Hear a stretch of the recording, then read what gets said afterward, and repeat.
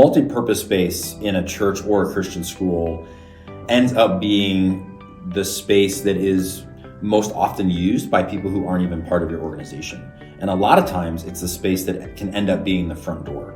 When I think of mid-sized gathering spaces, when I think of small chapels or small gathering areas in schools, those are typically the environments that are most often requested by members of our organization and by members outside our organization.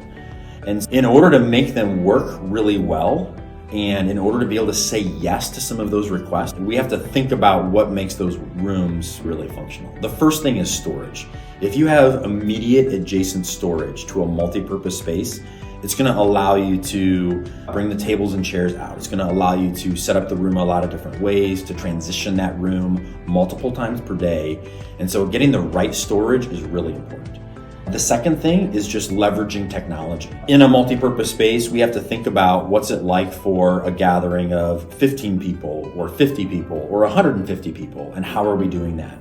And so technology can really help, whether that's audio video systems, or even if it's a simple iPad system that someone can just walk in and plug into and do a presentation. Investing in those technology pieces allow you to say, yeah, of course you can come use that space. And it's really easy, and you don't have to send someone down there to set up all kinds of technology in order to make it work.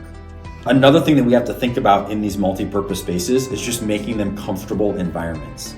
I walk into a lot of spaces that are designated multi-purpose, and because they're designated multi-purpose, it's like a rectangle with cinder blocks and bad flooring, and it's very practical and it's very robust, right? The junior hires can play dodgeball in it, but it's not a comfortable environment for people to be in. And so it makes it difficult to have different size gatherings in it, or even difficult for people to want to be in the space at all. Another thing that we think about when we're designing spaces for the first time is how accessible is the multi-purpose space to either the main lobby or even to the exterior. We've had churches request that we add an extra entrance or something to that multi-purpose space so that they can open it up during the week to parachurch organizations. We've had schools do the same thing, where their multi-purpose environments were located in a place where clubs, bands, things like that could open up those areas to students outside of normal school hours. And the last thing to think about, or one of the other things that I think about with multi-purpose space, is this an opportunity for us to transform this multi-purpose room into an actual missional space?